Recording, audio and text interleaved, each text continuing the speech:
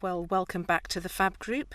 This is week 2, where we focus on fatigue, and you're looking at the short and snappy video with the highlights only. You might want to change to the long and detailed video if you want more information, but we'll cover the basics on here. And what we're doing in this week 2 is looking at fatigue and looking at strategies and coping mechanisms to help you manage your fatigue better. And then towards the end we'll look at relaxation and mindfulness, and we'll discuss why that's so important. So what is fatigue?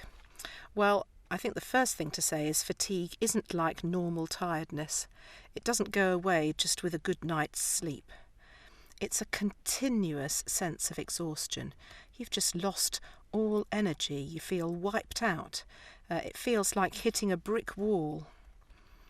And interestingly, fatigue also affects the brain. It can cause what's called brain fog, where you have a reduced concentration and low levels of motivation. Fatigue can also affect the mood and can cause depression and irritability. So what causes fatigue? Well, for most people watching this video, it will be their underlying respiratory condition that is causing the fatigue. But other physical conditions can also cause fatigue, such as anemia. And if you suddenly experience worsening fatigue, it might be worthwhile going and seeing your nurse or GP to just check out for other conditions. There are also exacerbating factors that make fatigue worse, and some medicines can make fatigue worse. Poor sleep or poor nutrition, as I'm sure you're aware, can make fatigue worse. But I want to highlight these two down the bottom. Lack of activity can cause fatigue to be worse. Now the problem is people with fatigue are going to not want to do that much activity, but we know that if you just sit round like a couch potato, you're going to increase your experience of fatigue. And then the other thing is mental mood. We know that if mentally you're feeling down or negative, then that's going to increase your levels of fatigue. But fatigue in the main is due to low energy levels, and it often occurs in people who have got long-term chronic conditions, and it's because they have a limited supply of energy. So sometimes we use an illustration, the energy token illustration, and this is described in the other longer video, where we explain that people who have got fatigue only have a limited amount of energy tokens each day, and you use up these energy tokens each time you do some sort of activity, just washing or showering or going out to the supermarket. But if you rush, you use up far more energy tokens. So we suggest to people that you need to be careful where you use your energy, because you want to minimise your energy use on the boring routine stuff so that you've got more energy to have fun, perhaps with the grandkids later. Another way of looking at fatigue is using the boom and bust cycle illustration. And this is where you look at how much energy you're using throughout the day. And this person here started off in the pacing zone, and then they pushed it a little bit. Maybe they had to get something done, and they went up into that orange zone there. And then afterwards they sort of relaxed a bit. And that's entirely appropriate to sort of change what you're doing and the amount of energy you're using over the day. But what you've got to be careful is not pushing too much, because if you go into this red boom zone at the top, then you just are fine for a minute, but then you're completely exhausted. Down the bottom here you go into the bust zone, you get completely exhausted, wiped out, and it's very difficult to recover after that. It's not good for you, and indeed doing the boom and bust too much can actually reset your energy levels so that even the next day or long term you don't have so much energy. So it's really important to avoid doing too much. You'll end up regretting it in the short term, and it could even affect you the next day or long term. Now, you'll remember that we said that lack of activity, if you don't do anything, causes fatigue. And of course, I'm now saying if you push yourself too hard, it's not going to be good for you either. So you've got to sort of keep it in balance, haven't you, really? The key thing is if you live with somebody who is always wanting to do things for you, make sure that you still do some things for yourself. Otherwise, you'll end up like a couch potato. But just don't push yourself so hard and waste energy that way. Now we come on to a slightly different topic, talking about the 5 P's of energy conservation. I'm not going to go through everything in detail on these next slides. I'm just going to give you the highlights. If you want it in more detail, you can look at the other video. And as we go through these 5 P's, which are words beginning with P that talk about how you can save energy in the day, you might want to think about what activities you do and whether you can change them to save energy. Because if you save energy, you're less likely to get fatigued and, as I said, are more likely to have energy to do enjoyable things later on in the day. So these are the 5 P's of energy conservation here. We'll just go over them in turn. The first one is prioritise. Do the things that are important and just leave out the things that are less important. For example, you don't have to have a shower every day. You don't need to clean the house as much as you're doing. You don't even have to change the bed linen each week. And if you reduce those sort of rather tedious tasks, you'll find you'll have more energy for other things. The second P is plan. If you've got a big job that you've got to do, it's good to break it down into tasks that you can, separate little tasks, mini jobs that you can do throughout the day or the week. So, for example, if you were baking a cake, you might want to first of all collect all the ingredients and put them on the desktop. And then you might rest. But then you'd come back after a while and weigh everything out. You then might rest again. Then you would grease the tin, have a rest again, and then mix things together and put the cake in the oven. That way you are spacing out, you're planning and spacing out the activity, and you'll find that you don't get so fatigued. Another example is changing the bedclothes. Somebody was only telling me about this just last week.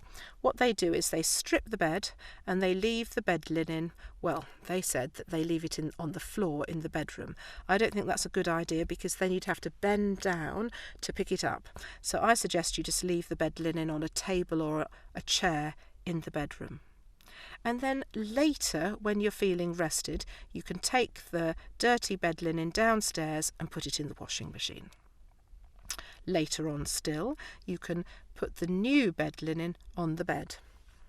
I think this is a really good example that this gentleman was giving, but the only problem is you've got to make sure that you do actually make the bed again before you go to bed. Otherwise you'll be very frustrated. You go up at bedtime tired and your bed's not made. So just be aware of that. The other thing that's worthwhile knowing is that most people have some part of the day when they feel like they've got more energy, and if you've got any big task to do, such as changing the bedclothes, then it would be good to do that at that specific time of the day. Another way of planning is to make sure that you've got everything you need if you're doing quite a complicated job, so that you don't have to go and collect things again that you've forgotten. For example, if you're potting out plants, you might get the compost and the plant pots and the water and the trowel all together to begin with. Then you can have a rest, and then you do the potting, making sure, of course, that you're sitting at a table at the right height so that you're minimising the energy that you're using. We've already talked a little bit about pacing, because we've said that rather than do baking a cake all in one go, it's good to just go steady and not rush. But pacing is really important not to rush and try and do things too fast, because you must avoid that boom and bust that we talked about. And when you do rush and get really breathless, it uses up an awful lot of energy tokens. You want to try and slow the breathing down and keep it steady, even though that's difficult. And we'll talk about techniques in a bit called blow as you go and paced breathing, which will be helpful. I think the key thing is to rest before you get tired. You want to listen to your body as well and know your own limits. The next P is for position, and this is very important. Do you know that just if you sit down, you reduce the energy you use by 25%? So if there's something that you can do that you normally do standing up, if you could sit down, that would help. And you want to avoid bending and reaching as well. And then the last P is problem solving, and that really means, is there an easier way of getting the job done? Could someone else make the bed for you? Or could you do your shopping online, for example? Or could you get a cleaner? Could a family friend help you? That sort of thing. So there we have it, the 5 P's of energy conservation, and I hope you've been thinking about your day and how you can just adapt what you do slightly to conserve energy. We're now going to get really practical, and we're going to go through different activities of the day, thinking about how you might be able to save energy. So first of all, getting up in the morning and getting dressed. A lot of people find that quite tough. One of the key things is to get up in stages and to pace yourself and to have breaks in between putting different items of clothing on. It's also important to keep the clothes nearby so you don't have to stretch and reach for them across the room. Sit down if you can. A lot of people sit on the edge of the bed to get dressed. And avoid bending down. You might want to even consider having slip-on shoes instead of lace-ups, because then you'll need to bend down far less. Thinking about jobs in the bathroom, then when you're washing at the sink, you don't want to be standing up. Ideally, you want to be sitting down using a perching stool. And here's a picture of a perching stool here. The lady on the right-hand side is obviously in the bathroom. And can you see that this stool is slightly higher at the back than at the front? The legs at the back are slightly higher. And this means that she's sort of half sitting down and half standing up. And this will enable her to be in a really good position to wash and sit at the sink. You'll also notice that her elbows are on the basin surface, and just resting her elbows on something will also help her breathing. If you're in the shower, it's definitely worthwhile sitting down to shower as well, and there are a number of different chairs and stools available. There are also aids to help you when having a bath, so if you prefer having a bath to a shower, do talk to one of the health professionals, particularly an occupational therapist, about these sort of devices to help you move into the bath and out again. If you use oxygen, then definitely use oxygen in the shower. We know that showering is an exhausting activity for people with lung disease. A lot of people don't want to use the oxygen in the shower because they're worried about the sort of electrical circuit, but it's fine to have the plastic tubing sort of looped over the shower cubicle into the shower. Getting dry is very exhausting, and most people find that they're much better off just wrapping themselves in a terry toweling robe. There's no point rubbing yourself dry with a towel. You might as well just cover yourself up and let yourself dry naturally. The other thing to do is make sure that you keep the bathroom well ventilated. As we said last week, having fresh air on the face minimises breathlessness, so you want to keep your bathroom well ventilated. The other thing is just if you're finding it difficult getting, say, from the living room to the toilet the whole time to wee, then you might find it worthwhile trying one of these urinals or pee bottles here. They're particularly easy to use if you're male. They can be used if you're female, but I think they're much easier if you're male. And you have to remember that urine is sterile, it's not dangerous, so it's not drastic to have one of these urine bottles just tucked by the side of the settee.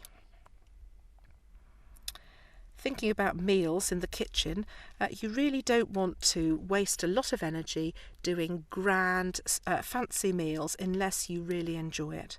I would very much recommend microwave ready meals and freezer food. Often people find that filling the kettle up can be quite exhausting because of the weight of the kettle and the weight of the water. And what some people do is they use a jug to collect some water from the tap and then bring the jug to the kettle. They find that easier. Sometimes people find that eating the meal itself can cause breathlessness, particularly a big meal, and that's because the meal sort of sits in the stomach and makes it more difficult for the diaphragm to go down. So you might find that you're better off eating small meals often. And of course, there's no reason why you cannot use oxygen whilst eating.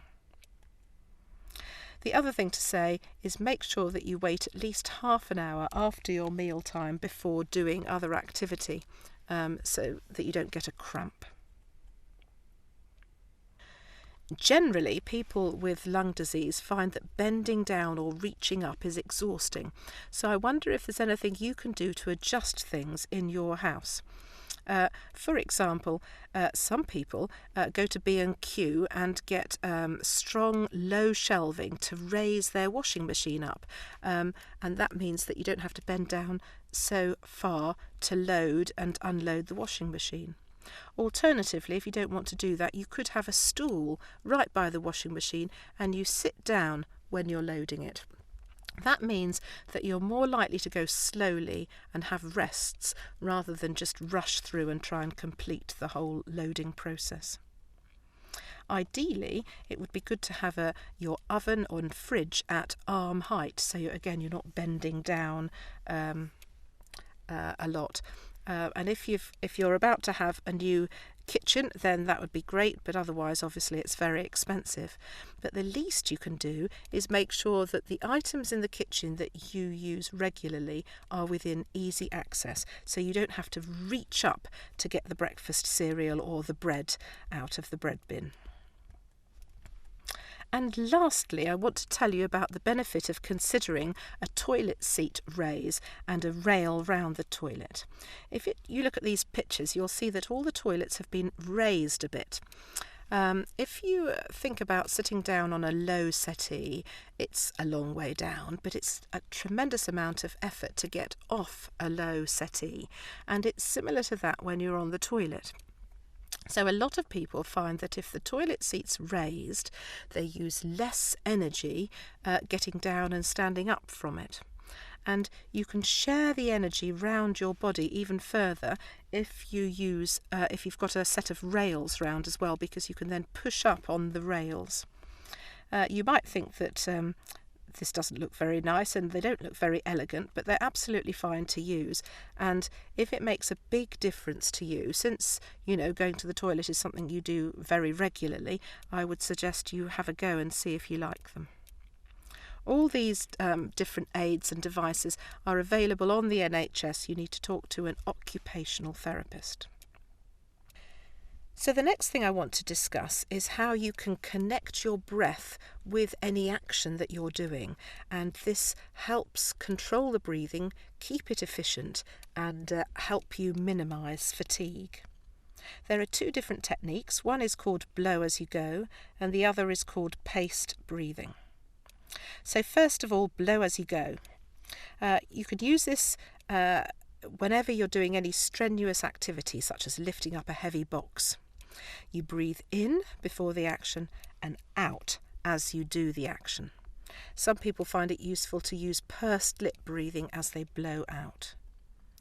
So you can see here this person is breathing in before they're lifting the box up, and then as they lift the box up, they're breathing out as they do the heavy action. This is exactly the same thing as weightlifters do. You can see this lady is breathing in as she prepares and then breathes out as she does the action. You could use blow as you go in lots of different circumstances. For example, if you're stretching your arms up above your head to reach something, you can just breathe out as you stretch. Or it might be that you're reaching over the other side of the bedside cabinet to get a glass of water, and again you can breathe out as you stretch. Again, if you bend down, you can breathe out. So the key thing is to do the blowing out when you're doing the most difficult part of any action. Paced breathing is similar but a little bit different, and this is where you time your breath to your step, and you can use this technique when you're going upstairs or when you're walking around generally.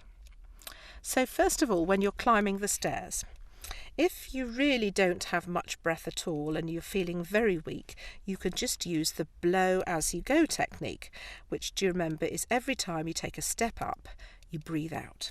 So in this diagram, you breathe out and breathe out and out and out as you go up the stairs. Alternatively, if you've got a little tiny bit more energy, you might want to take one step up and breathe in, and then on the next step up, breathe out. So here's this. You breathe in and out.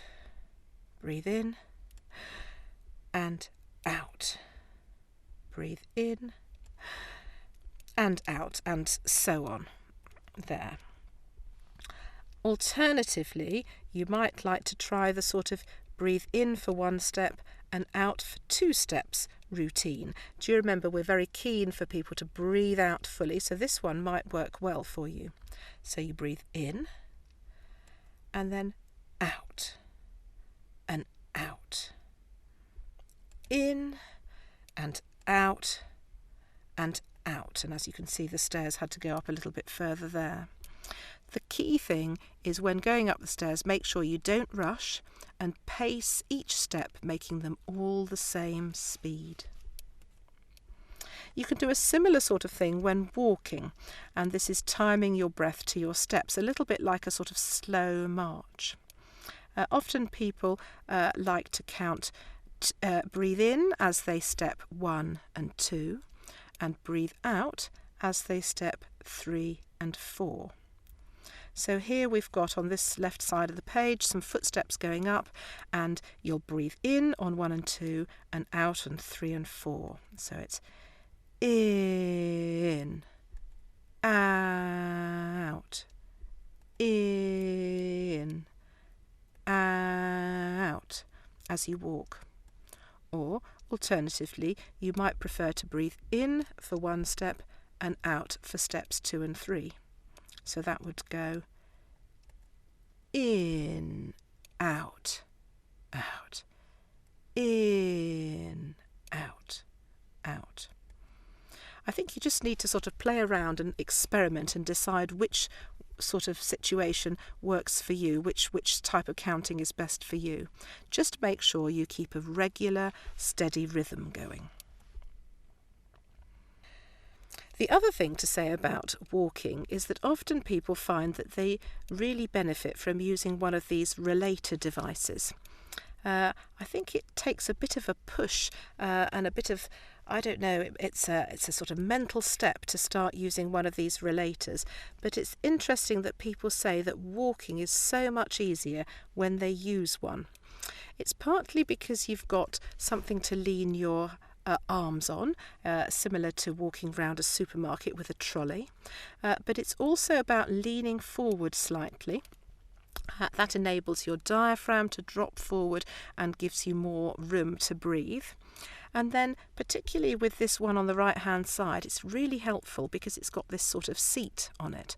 So rather than rushing from one place to the other, knowing that you can sit down at the corner shop, what you can do is take it nice and steadily, and then whenever you feel like a break, you just put the brakes on and you turn round and you sit on that padded seat. And can you see there's a sort of foam area around that rail? You just lean back on there, and people find this very useful. So you might like to try one out, and again, they're available on the NHS. The best way of finding at getting any of these devices is to talk to the care coordinator at your GP surgery. They will be able to contact an occupational therapist who will come to your house and look at what might be suitable for you and discuss things. And of course, if you get an aid that you don't like, you can always sort of send it back, so you haven't got it for life if you don't like it. But it would be a shame to miss out on something that's going to make a difference to you.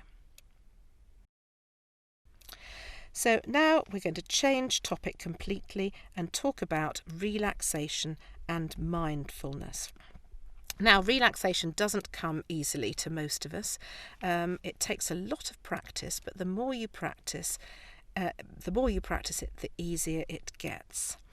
And ideally, what you really want to do is get into a habit where you have a little bit of time each day where you can relax and do some sort of relaxation exercise. Everyone's different, and you may find that different types of relaxation are more effective for you than others. Mindfulness is a particular type of relaxation which is very focused. You focus on what's happening in your body and what you can hear and smell and taste around you. You also focus on what your thoughts and feelings are as they happen moment by moment. And it helps us stand back from our thoughts and emotions and realise that we don't have to be controlled by our thoughts. We're not really going to go into relaxation and mindfulness too much in this short and snappy version. Obviously, you can go to the long and detailed video if you want, but we're just going to go over a couple of exercises that you might find helpful. That's notice 5 things and visualising your personal calm space. So notice 5 things is an exercise that you can do at any time. It's particularly useful if you're stressed or panicky or breathless, but it's much better to have practiced it when calm and relaxed beforehand and get used to it, and then it comes easier when you're in a stressful situation. To begin with, it's recommended that you take 5 deep, slow breaths in and out. You can concentrate on the air going in, perhaps through the nose, and then out again. And then you look around yourself and you notice 5 things that you can see. This can be anything from the sunlight coming through the window, or the fact that the carpet is bare on that corner of the room, or that you haven't drunk the coffee sitting on the table. Anything, just 5 things that you can see. And then you shut your eyes and very carefully you listen and identify 5 different things that you can hear. Perhaps there are children playing outside. Perhaps there's a clock in the room that you can hear ticking. Perhaps there's a whirl of the fridge going on. And then, keeping your eyes shut, you notice 5 things that you can feel in contact with your body. Your body will be in contact with the floor. You may feel your hair round your face. You may notice your wristwatch on your wrist. And then, just to end, you take another 5 deep breaths in and out. Just doing that every day has been shown to calm the mind and help you manage breathlessness and fatigue long term. Another technique that I particularly like is visualising your personal calm space. And this involves you deciding where your personal calm space is to begin with. It's somewhere unique and special to you, perhaps part of a walk or in a garden or at a lake or a beach. It's somewhere that you have felt happy and secure with no bad or sad memories. And the idea is when you're stressed or anxious, you can just escape there. You close your eyes and imagine that you are at this calm place. You remember how it felt, the colours that you could see, the smells, the sensations and sounds. And the idea is to try and forget everything else going on around you and just be absorbed for the moment in your calm space and simply enjoy being away from it all. And you can stay in the moment for a while.